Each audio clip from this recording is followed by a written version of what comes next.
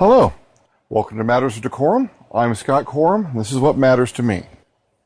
This is a role-playing game-based episode. I was asked to explain a little bit about task resolution and what a success or a critical success means, especially when it comes to relating it to things that happen in the real world. There's this thing going around. It's been applied to a number of different stuff. Stop me if you've heard this before. Someone puts up a video, a really good performance, someone doing something really incredible with a violin and balancing apples, or a gymnastics or parkour performance, and then they caption it with, when the insert character class here rolls a 20, when the bard rolls a 20, when the thief rolls a 20. And that implies that those performances required a critical success, which probably isn't the case. Let me break it down a little bit. There's natural talent, there's skill, there's luck. There's the three components that go into doing something successfully in a role-playing game and arguably in life. In a role-playing game, they're represented in different ways. Your natural talent, that'd be your statistics, your strength, your dexterity, constitution, intelligence. What is nature bringing to the party?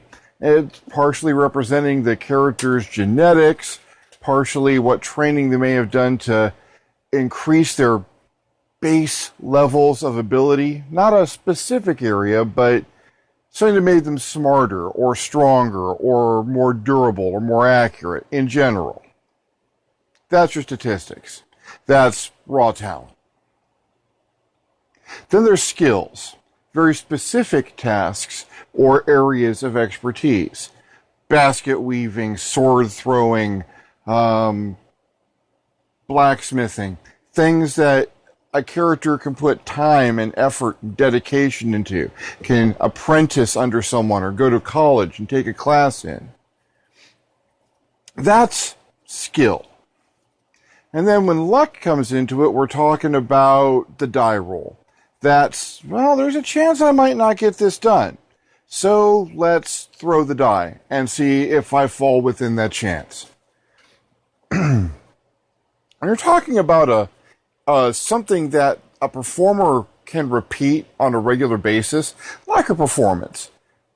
That performer's not stepping in front of the audience going, wow, I've only got a 5% chance of getting this done right. I'd better hope for a crit. High stat, high skill generally translates into a relatively good chance, a broad probability that you're going to hit the target number for that performance. Let me break it down a little bit more. See if I can simplify this and still put it in gaming terms that can relate to real life. Your statistic has a numeric value in general. Let's say 1 to 10, because that's easy to do. And your skill has a numeric value. Let's say 1 to 5, just for the sake of the argument. Well, I want to play a violin while I'm balancing a ball on top of the bowstring and maybe a cat on top of that. Well, that's hard. That's going to have a high difficulty number. Let's say that you need a 20 to hit a difficulty of 20 to make that particular set. Well, if you've got a mediocre dexterity and you don't have that much skill, that's going to be hard to do. I like using a d20 for these because you can work out the probability very easily by multiplying by 5. If I have a dexterity of 4 and I've only ever looked at a violin once or twice before, so I got maybe 1 rank of skill, I start with a 5.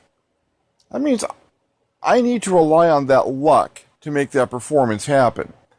I need to roll a 15 or better, which means there's only 5 results on that die that gives me a success or a 25% chance. 1 out of 4 times, you may succeed that skill roll. Now, the good news is that one of those successes is, going to be a critical success, because that's a whole 1/5 of your possibilities. But for the most part, no one steps up to a performance with a 25% chance they're going to make it. Yeah, rolling a critical success will do that, but if I've got a performer who's going to be stepping in front of a crowd and doing his thing that he does all the time, he's got a better than 25% chance of success. Now, in our theoretical numeric system, if I've got a dex of 10, and I've been studying this for a while and have, say, a full 5 skill ranks, I start with a 15. I've got to roll a 5 or better. There are 16 different faces on that die that get the job done, or a 80% chance of success. I am hitting that routinely. I can almost count on hitting that number. I might not hit it every single time, but more often than not, I go to do that performance, I'm going to succeed. So when you see someone in a video online or a picture that does something really incredible, and someone says, well, look, they must have rolled a 20. No.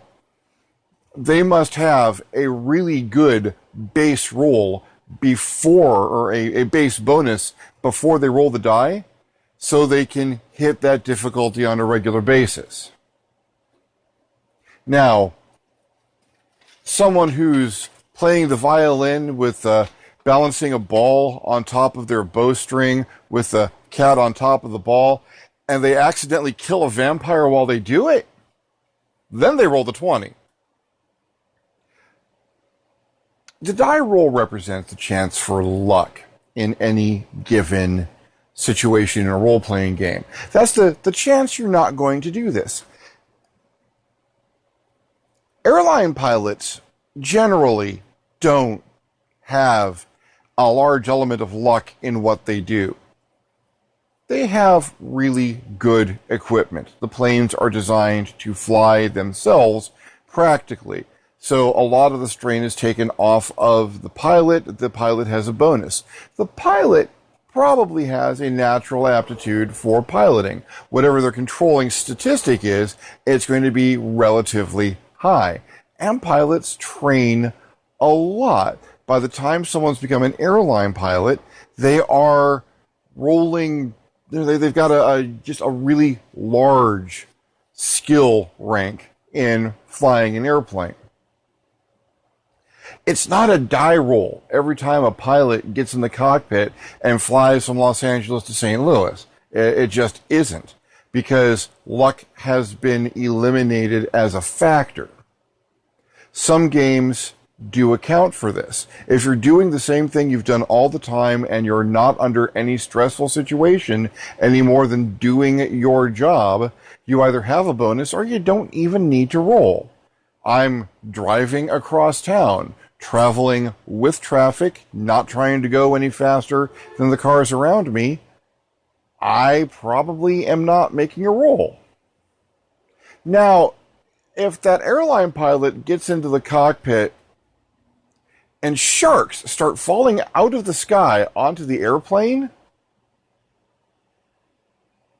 because that is not a situation that pilot is most likely prepared to deal with by their training, there is an element of luck involved there. I'm going to try something crazy to not get hit by these sharks. Then you roll a die.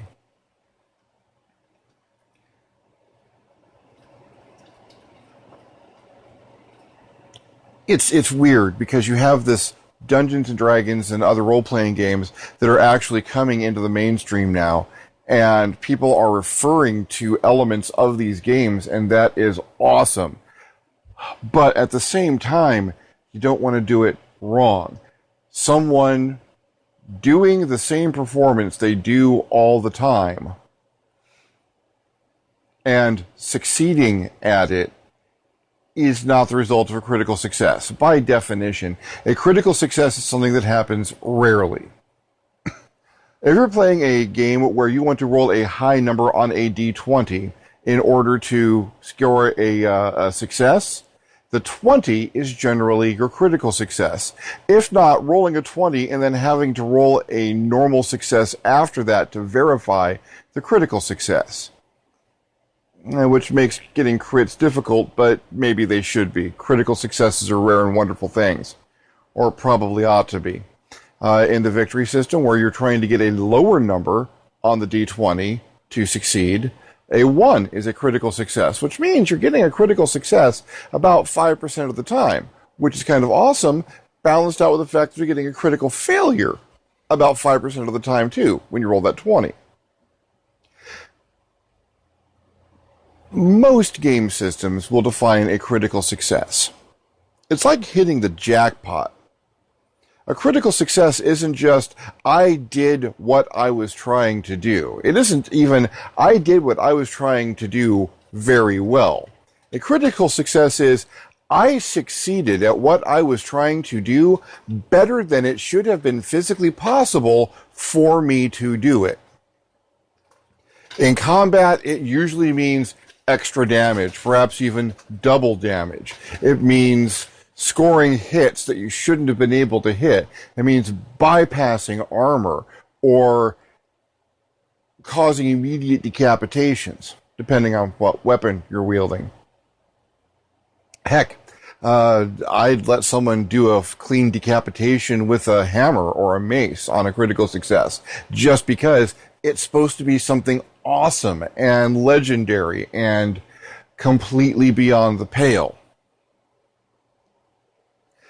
And I think that's an important concept to get down. While the mainstream is absorbing the joy of you walk into a 10-foot by 10-foot room, in the middle is a chest being guarded by an orc, what do you do? Also, you want to make sure that the concepts that get through are correct.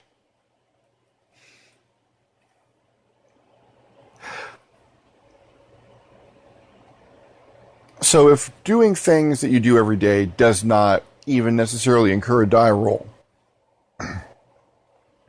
when do you get that die roll? When does that possibility happen? Because when you sit down at the table for the night, unless you're in a very advanced game or a game where people are trying to handle things almost entirely strategically, or you're playing a deliberately diceless system, you want to roll dice. You want to sit down, you want to roll dice. You want to look for every opportunity you have to push the character, and pushing the character means success or chance or failure, and that means rolling a die. It also means that occasionally failure is not acceptable to the system, or there are ways to shore up your chances of getting a success.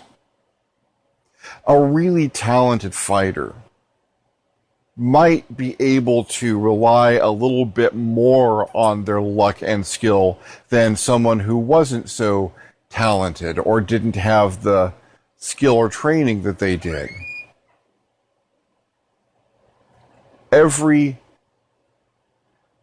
A number of game systems, the victory system included, have mechanics for bending the probability a little bit.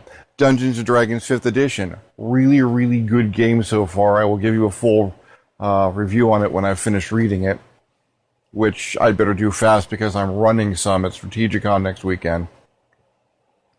If you have advantage in a situation, or you have worked a way to get advantage over your opponent, you roll 2 20-sided dice and take the best result of the 2.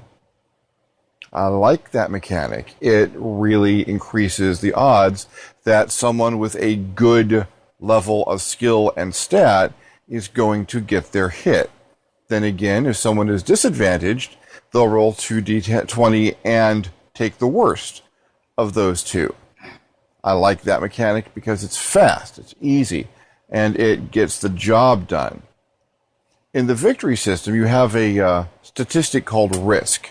It's a fairly high number, usually between 50 and 100, and you can burn your risk as the game session goes on to get yourself bonuses, increase the damage that you're doing, or, and here's where it mostly goes to, you can re-roll a failed die roll, so that as long as you've got risk to spend, you can keep rolling and get that success, which gets to be a difficulty as you start to run low on risk. I will tell you honestly, as a game master running Victory, what I want to hear more than anything else is, don't worry, I've got lots of risk, because I'm going to soak that person for all of it by the end of the night. That being said, in movies, in literature, in books, in the stories of Tolkien or Cyberpunk or Star Wars, when you're dealing with success and failure, someone can usually rely on their ability to succeed. You know, Aragorn's probably going to hit what he swings a sword at. Legolas is certainly going to hit what he fires an arrow at.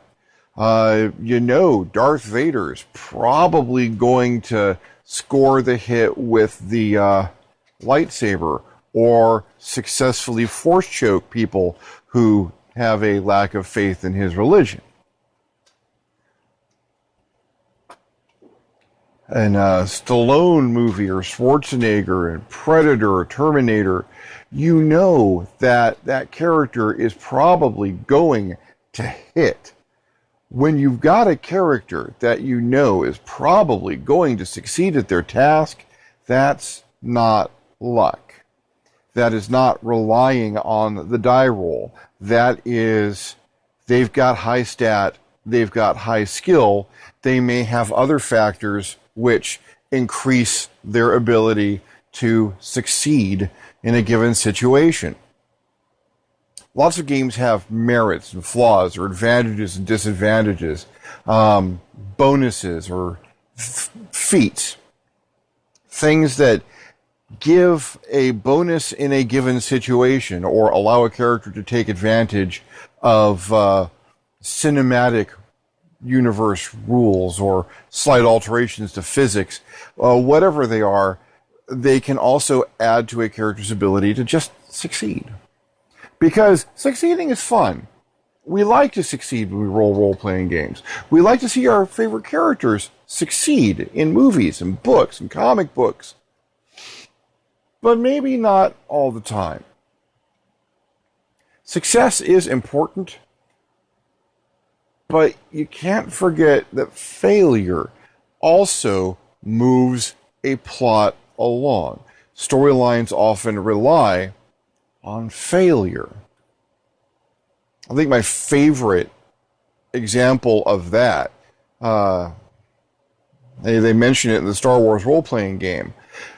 Return of the Jedi, if Han Solo had not stepped on that twig and alerted the biker scouts to their presence, and the group having not gotten captured as a result of that, they would not have encountered the Ewoks and wouldn't have allied with them and wouldn't have had their assistance in assaulting the Imperial base. Essentially, failures can lead to greater successes. Failures challenge characters. It's not always the situation that challenges a character. Sometimes a character is fighting against their own really bad day. I have had characters who could not roll a hit to save their lives, even with the best possible chance to do so. When we designed the victory system, without equipment bonuses or merits or powers, with a maximum statistic of 10 and a maximum skill boosted with a special merit of 7, your highest chance to hit something, to succeed at something, is a 17. But you're still rolling a d20 and trying to get under that. That means there's always at least 3 numbers, 3 faces on the die that are going to represent failure, one of them a critical failure. And believe me, when you've got that 17 in front of you and you're going, I can hit 17 all day long. That's most of this die. That's not a problem. And you just drop 18, 18, 19, 20.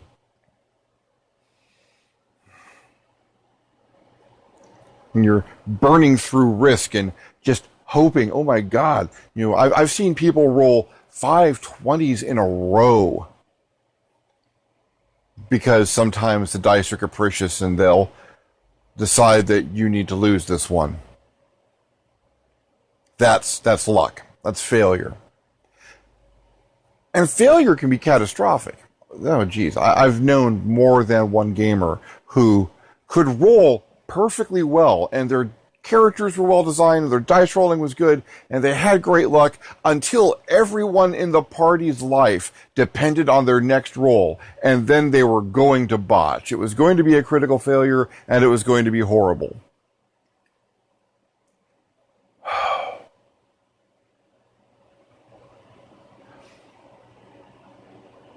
So in life, yes, there is success, and you hope for success.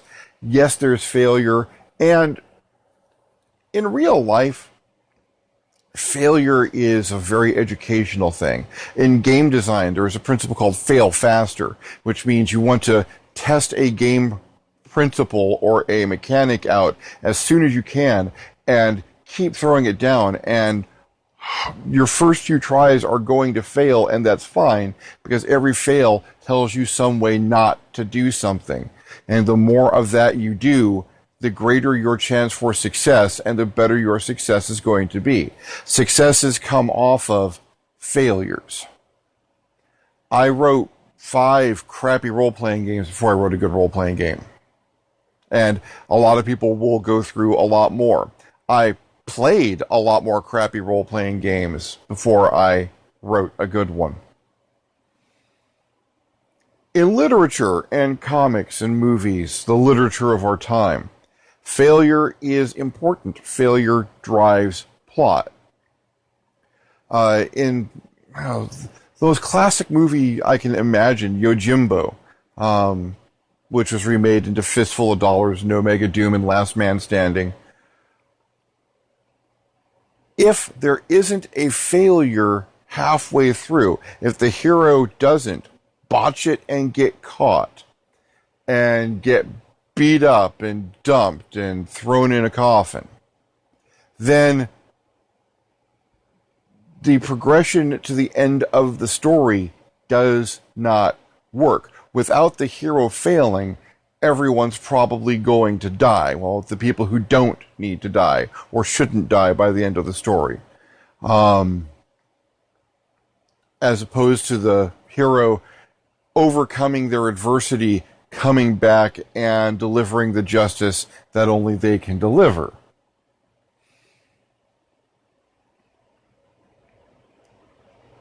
Sometimes, if you give people the opportunity to ensure their own success, they will miss opportunities that failure would have given them. And there are consequences for that, too. So, you have your situations where it should just go without a die roll. I walk across the street, no die roll. I eat a cheeseburger, no die roll. I walk across the street through rushing traffic both ways, that's a die roll. I eat a cheeseburger full of ball bearings, that's a die roll, eventually, at some point. That sounds like someone's going to have a really, really bad evening.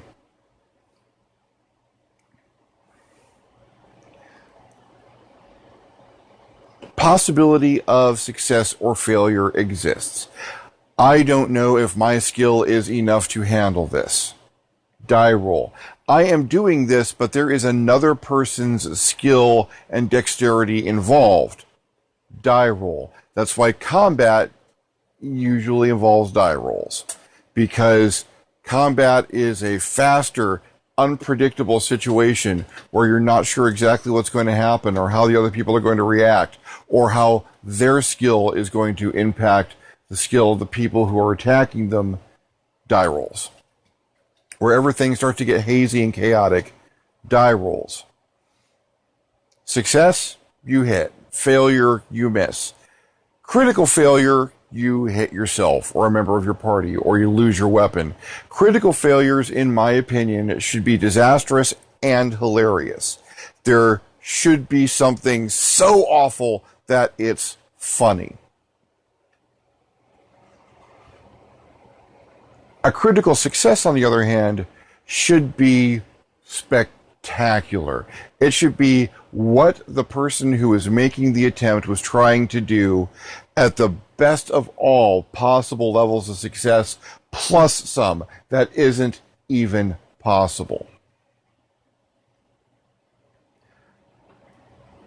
Had people critically succeed on attack rolls and increase their damage, while things critically failed at their rolls to soak that damage. And oh my God, I had a group destroy Tucson accidentally. Another group, the one Saturday I missed the Victory Star Wars game. A friend of mine rolled an attack, punched a dude, his character punched a dude so hard, did so much damage that his corpse appeared in someone else's game the next day. Still a record in how much damage someone has done in the victory system. You don't see a lot of critical successes in real life. Someone makes this astonishing scientific discovery while they're working on something else entirely. And oh my God, not only is this what I thought it was, but it does this other thing too. And now we can take a quantum leap ahead in this. That's someone critically succeeding. We see a lot more critical failures in real life than we see critical successes.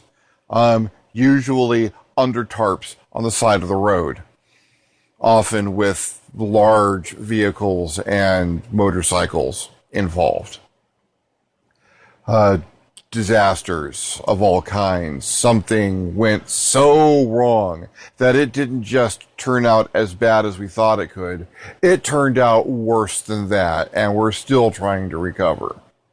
Critical failure. You see them a lot more in literature. Did Luke roll a critical success when he shot at the Death Star? No. No, he just got an awful lot of bonuses from his training with Obi-Wan.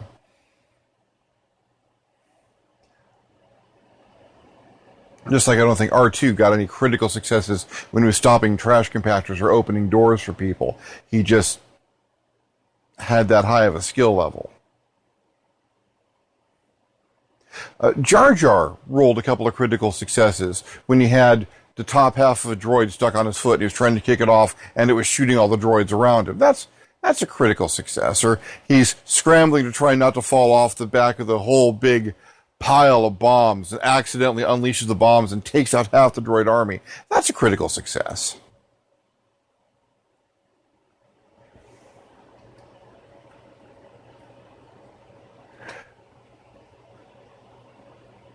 Degrees of success are important.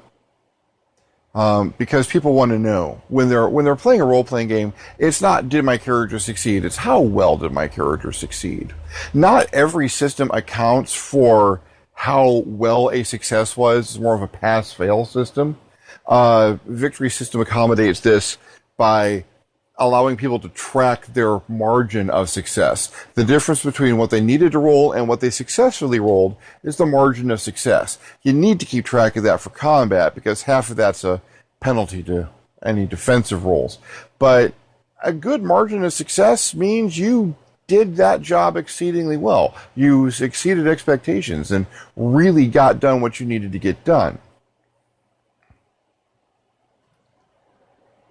Just like if you're taking a college course or doing homework or writing a paper or something else that you're going to be evaluated for, you want to know, well, is that a C or an A? Did I just pass or did I actually excel at this? Did I just regurgitate the information or did I generate some new concept that I'm going to be able to pick up on and take someplace?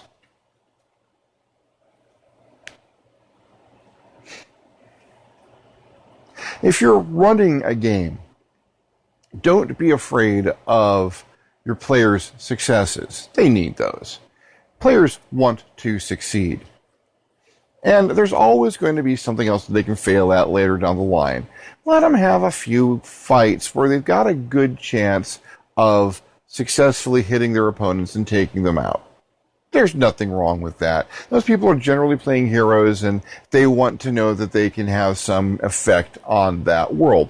Let them bypass a few traps. Well, don't let them bypass a few traps, but make some or a good number of your traps accessible.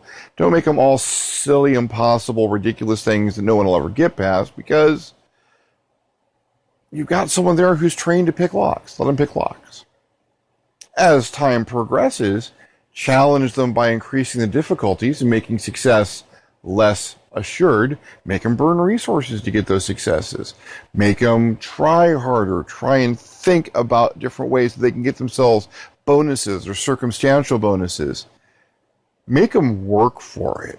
Even sitting at a table with a character sheet in front of them and a die in their hand, make them work for those successes because that's the successes, or those are the successes that those people will remember at the end of that game and moving forward. They'll tell stories about the success that they almost didn't get more than they will about the easy success that they got earlier in the night.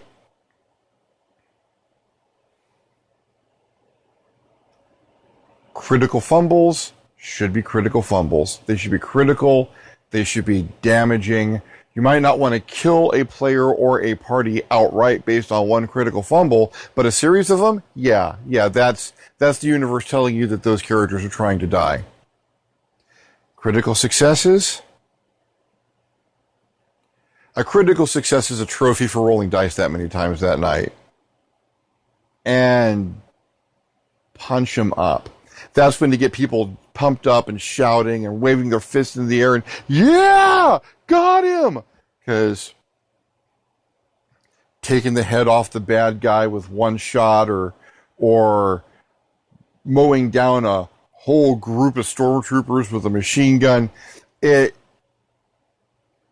may seem anticlimactic to you as the game master because you've been setting up this fight for a week or longer and you wanted this to go on for a while and someone steps up and drops the magic number on the die and your fight is over. I once spent a month in setting up this fight in a game. And I still owe my friend Joe a lot of apologies for how this thing went down because it came down to, it was a martial arts tournament and it came down to the players having to fight each other to see who was going to go into the last round and fight the big villain against the last one. And the Joe made it to the last round and one-shotted the bad guy. It was a great series of rolls, and he did it strategically well. And I'd been playing up the bad guy so bad that, tactically speaking, a fast takedown was the most survivable situation. But, oh my God, it was a one-shot, it was anticlimactic, and it was a month of our life shot to hell, and shit got thrown, and the game pretty much ended that night. And, yeah, don't do that. Don't do that. Always be ready to have some dudes in armor with machine guns come out afterwards to exact the true villain's vengeance for his big baddie getting taken down so easily. It pays to be adaptable, because that should have been a fight that we were celebrating years later, and it is still just a bitter memory. Don't do that. It isn't worth it. You've always got more bad guys. I hope this hasn't been too rambling or too random. I hope it's understandable. I've got my microphone here and I have my fan on over there. So that should be not impacting on my voice so much. We'll see when I get to the editing. Next week, maybe something a little bit more in depth, maybe something, I don't really want to do anything political, but maybe something religious, I don't know. I'll be doing it while I am at GameX 2015. Strategicon is a role-playing game convention that is held 3 times a year on each of the 3-day weekends by the LAX. Right now, it's at the LAX Hilton next week. I will be there. I will be running some games. I'll be running a couple of Victory System games on Friday, and I will be running a session of Dungeons & Dragons 5th edition on Saturday. So I'd better read those books really fast. If you are in the Los Angeles area or attending Strategicon, look me up. You'll be able to find me in the program if you look in the role-playing game section. And maybe we can have a cup of coffee. Ask me some questions. Maybe inspire one of these. In any case. Oh, I keep forgetting to do this. I am a poor game designer. This is not to say that the quality of my games are poor. I actually believe the quality of my games is rather good. No, by saying I'm a poor game designer, I mean I'm broke. I am super broke. I am constantly super broke. This does not, in and of itself, pay the bills. I do, however, have a Patreon account. If you will please go to www.patreon.com/Scott Corum, you will see my Patreon page where you might consider becoming a supporter. Anything is helpful at this point. I like to provide good value to my Patreons. They get access to all of the role-playing game supplements that I publish. They'll get these videos pretty much as soon as they come out, and actually will get a couple of extra benefits over the month, one of which I need to write in the next 7 hours. Piece of cake. Like I said, my quality is not a problem. That being said, I would appreciate any help that you could give me on Patreon. Thank you. In the meantime, this is what has mattered to me. I'm Scott Corum. I'll see you next time on the next Matters of DeCorum.